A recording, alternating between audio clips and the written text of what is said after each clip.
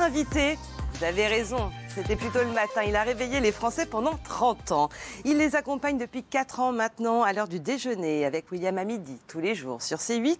Et il va désormais les suivre jusqu'à leur table de chevet avec ce livre, ce premier roman, Mirebalais ou l'amour interdit chez Albin Michel. Bonsoir William Lémergie. Bonjour, bonsoir, je sais pas. Ça sera bonsoir. C'est plutôt bonsoir. À 20h10, on passe. Oui, je pense, même s'il fait jour. Bonsoir. Merci d'être avec nous, journaliste, animateur, producteur et donc maintenant romancier. Est-ce que ça vous amuse de rentrer chez les gens et d'y rester le matin, le midi et maintenant vraisemblablement à l'heure du coucher? Non, mais j'avais pas pensé à ça parce que ça, je savais que j'étais rentré chez eux pendant longtemps. Et vous y restez, hein? Oui, à midi aussi. J'ai fait un journal même à l'époque, aujourd'hui encore. Mais j'avais pas pensé à la table de chevet. C'est vrai que c'est une manière d'y rester sur la table. Parce que ça peut se manger chapitre par chapitre. Ça va assez vite, mais oui, c'est fait pour ça. Il ne me restera plus qu'à faire les Il y a la dimension fantasmatique aussi. Il y a les rêves. Oui, il y a ça aussi. Il y a une dimension fantasmatique. Alors, effectivement, parce que c'est une plongée dans la France de Louis XV avec des personnages hauts en couleur emmenés par un certain Mauro, on va l'appeler comme ça. Moi, je dis Mauro, mais... alors, Mauro, bon... Non, mais c'est toute l'ambiguïté. À la première page, on explique pourquoi ce pauvre garçon s'appelle Mauro. Et son père explique que comme il a un visage un peu hâlé, ce bébé, il dit on dirait un mort, comme on disait les morts à cette époque-là, qui avaient envahi l'Espagne. Oui, bien sûr. Et sa femme lui dit, il dit, je vais l'appeler Mauro. Et sa femme lui dit non, c'est pas un prénom. Si tu veux Maurice à la rigueur, mais pas Mauro. Il fait oui, d'accord. Et puis voilà. Et finalement, ce sera Mauro. Trop tard. Et oui, il s'appelle Mauro. Qui est un très beau garçon que la nature, comme on dit, a généreusement pourvu et qui très tôt dans le roman devient un Mirebalais. Alors j'ai posé la question. Oui. Enfin, moi, je me suis posé la question. Oui. J'ai posé la question. Toujours la même réponse. Je ne sais pas ce qu'est un Mirebalais. Autant l'amour interdit, on connaît tous. Oui, l'amour interdit, ça parle davantage. L'amour interdit, l'amour défendu, que tout le monde connaît. Tout le monde connaît. Mais comment vous avez entendu ce mot-là, vous, la première fois, Mirebalais? Mais je ne l'ai pas entendu en réalité. En revanche, je l'ai vu. C'était dans le film de Bertrand Tavernier, Que la fête commence. Il y avait une scène assez courte d'ailleurs, où on voyait deux gaillards muets, dans un costume assez saillant, plutôt moulant, qui disaient pas un mot et on se demandait pourquoi. Il y a un personnage qui leur dit « Qu'est-ce que vous faites là ?» Et l'un des deux, ils sont deux, et qui est Daniel Duval, l'acteur qui s'est fait connaître depuis, qui répond « Nous sommes la relève ». Alors, au jeu de mots, bien sûr, la relève, tout ça pour expliquer que quand ces messieurs qu'ils voyaient dans ce salon-là, c'était une séance un peu libertine, on va dire, d'accord, un peu faible parce qu'ils sont vieux, ils sont gras, ils sont saouls, ils ont trop mangé et donc ils sont incapables d'assouvir leurs instincts et leurs désirs qu'ils n'ont plus du tout à cette heure-là. Et donc il faut que ça se termine cette affaire. Alors on fait signe au Mirebalais. C'est le contraire. Celui qui finit, c'est le contraire du bout en train. Alors, non mais allons-y. J'allais dire bite en train. Non, le bout en train commence la besogne. Les deux se valent. Les deux bout en train. Alors, il finit la besogne, oui, effectivement. C'est-à-dire que j'ai demandé, pas tout de suite, parce qu'on n'a pas su me répondre à l'époque. J'étais comme vous, j'ai dit Mirebalais, pourquoi ça s'appelle comme ça? Et c'est un historien qui m'a dit, si, ça vient de la race des Mirebalais, ce sont des ânes. Voilà. Oui, du Poitou, comme il y a le Baudet du Poitou, là il y a un petit âne qui s'appelle le Mirebalais. Pourquoi? Parce que c'est la ville de Mirebeau. Et je crois qu'il y a encore aujourd'hui la fête de l'âne à Mirebeau une fois par an.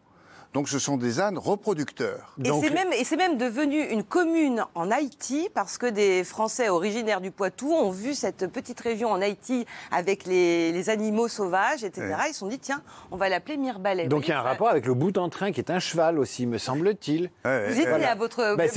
Non mais les équidés sont plutôt bien montés, en général. On dirait un gigolo aujourd'hui ou Ah non, le gigolo fréquente une vieille dame riche pour à la fois son argent surtout.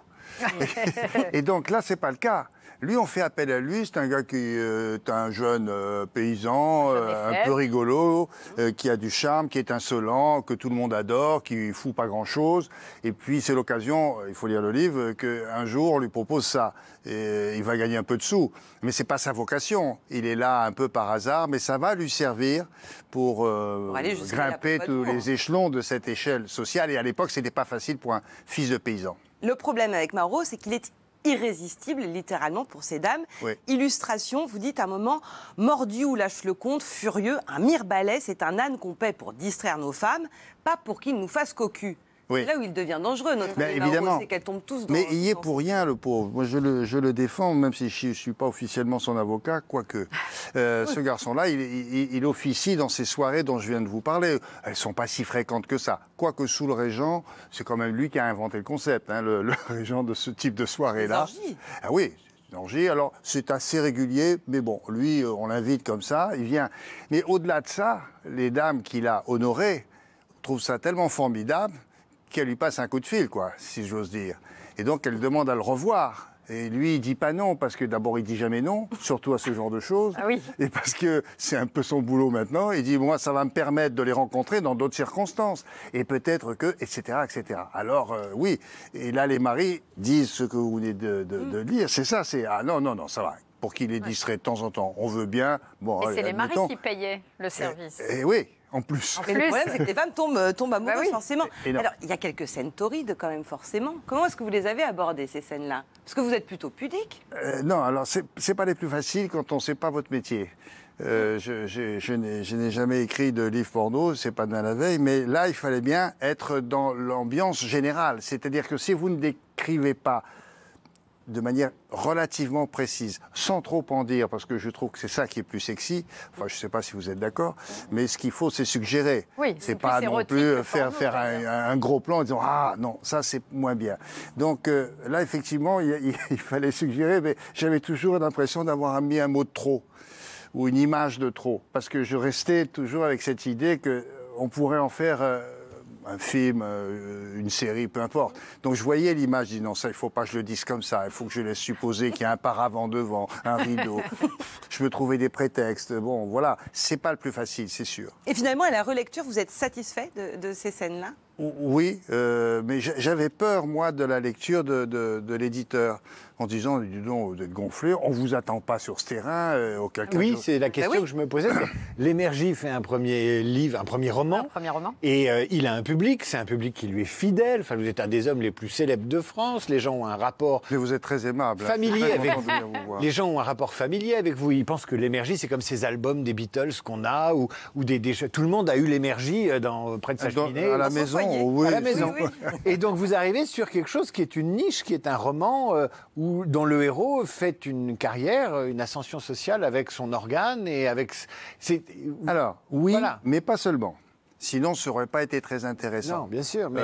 Il fait ça parce qu'aussi il a de multiples talents et c'est surtout un homme intelligent et il le prouve dans le roman. Mais je trouvais amusant de le laisser dans son cadre. C'est un peu, pour moi, c'était la règle que je m'étais fixée. Il faut il y a 3 séquences et demie, voire 4 en tout, sur 300 pages. Donc c'est pas énorme. Mais c'est vrai que à moi, on me dit toujours, la preuve. Mais dites donc, pourquoi vous faites ça, vous? C'est pas votre genre? Ben non, c'est vrai. mais dans cet épisode-là, à cette période-là, il faut le faire un peu. J'espère que c'est un peu, pas trop. Non, vraiment, c'est bien disséminé dans le livre. Bon, tant mieux. À quel moment est-ce que vous vous êtes senti prêt à vous lancer dans l'aventure de l'écriture d'un roman? Ah oui, ça c'est ça exact.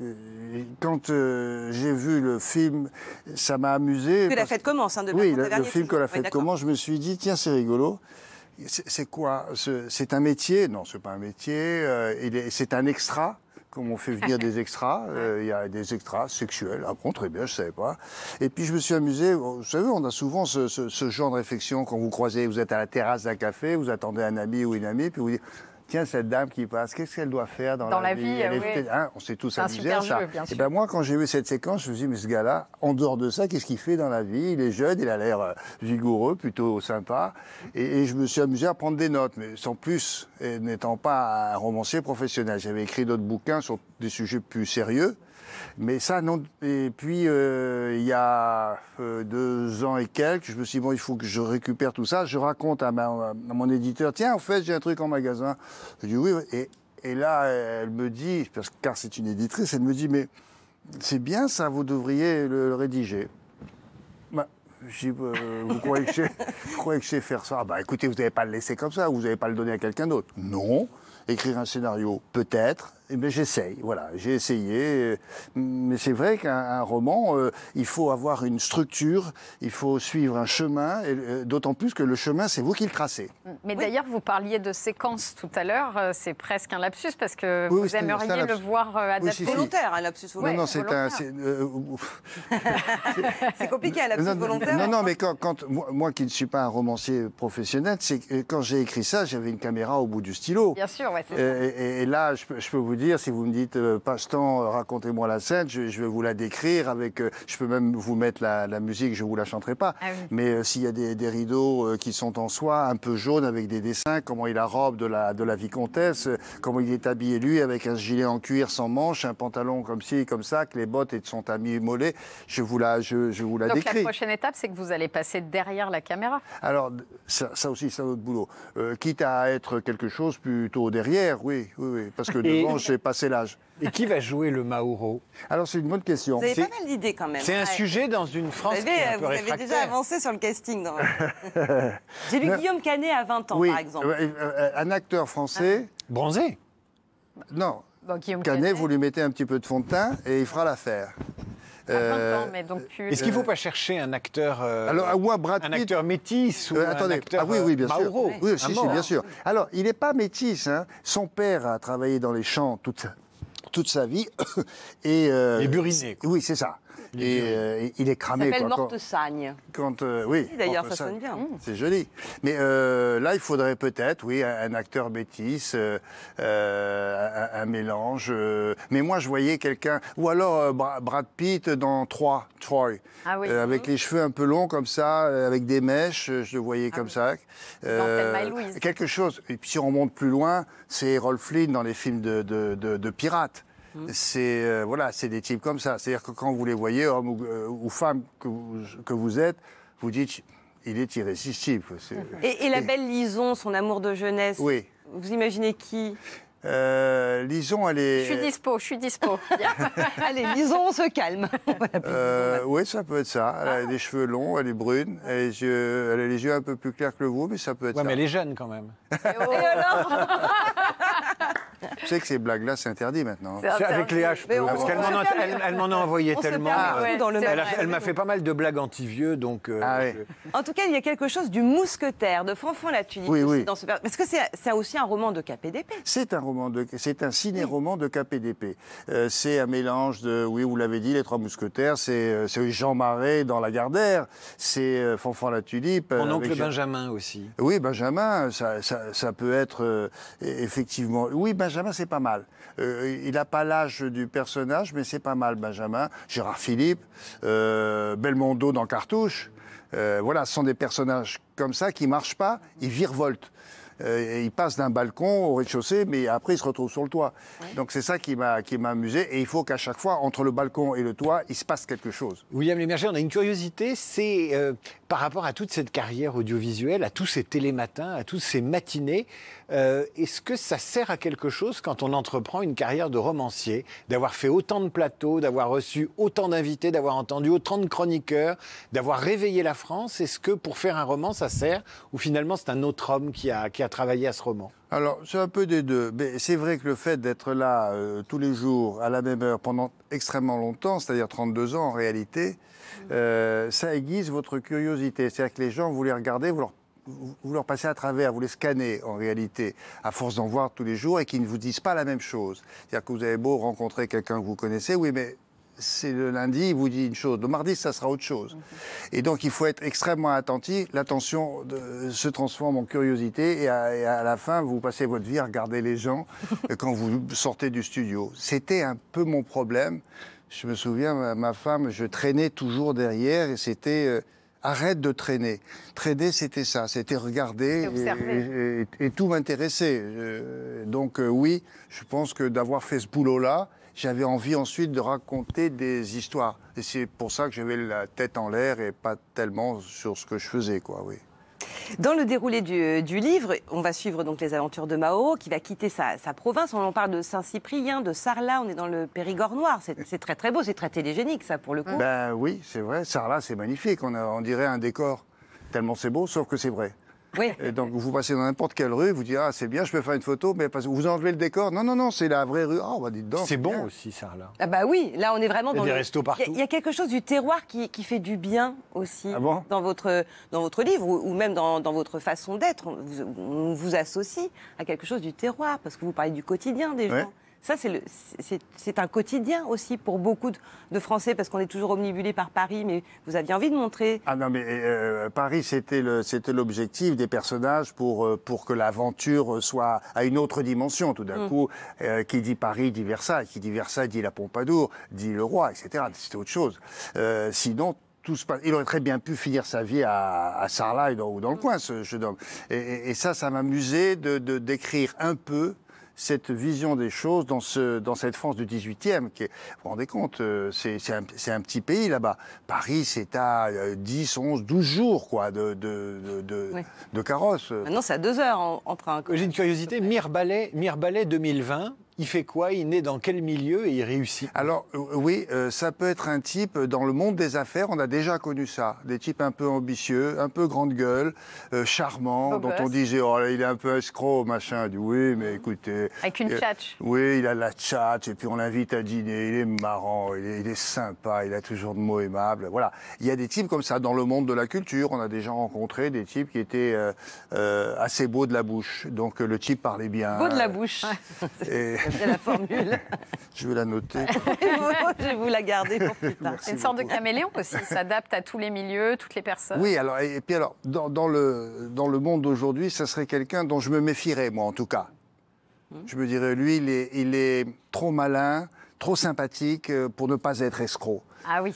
Tandis que lui, à l'époque, quand je le croise au bout de ma plume, je me dis, qu'est-ce qu'il est sympa, lui. Il y a de la candeur chez lui. Ouais, si je pouvais monter dans le carrosse à côté de lui, j'aimerais bien. Parce que oui, il y a de la candeur. Là, vous avez raison. Parce C'est que D'Artagnan, hein. Non, comment Il a la candeur de D'Artagnan quand il débarque de... Oui, mais il ne sait pas, au tout début en tout cas, et c'est ses complices qui sont de sacrés gaillards. Notamment l'abbé... Oui, bien sûr, l'abbé défroqué, et pour cause. Il ne sait pas qu'il a de l'ambition. Et il l'apprend au fur et à mesure. J'ai trouvé ça assez sympa que ce garçon, au fil des pages, devient plus dangereux qu'il n'en avait l'air au tout début, quoi. Alors, est-ce que justement, là, il y a un petit peu de vous?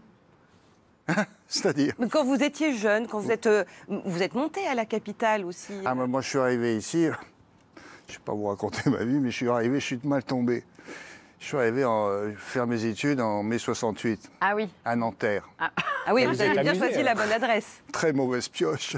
La première fois que je suis arrivé à Nanterre, après avoir fait mon inscription, je suis sorti du train, je venais de la gare Saint-Lazare, il y avait 2 rangées de CRS qui nous accueillaient, nous les étudiants. Vous imaginez, c'est tombé ouais. mal. Bon, moi j'étais plein de candeur, oui, je ne connaissais pas la capitale, mais je venais faire mes études, oui.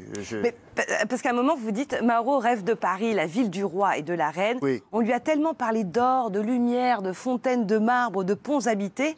Point. Quelle déception, les rues sont sales, sombres et bruyantes. Oui, mais c'était vrai. Mais est-ce que... À l'époque.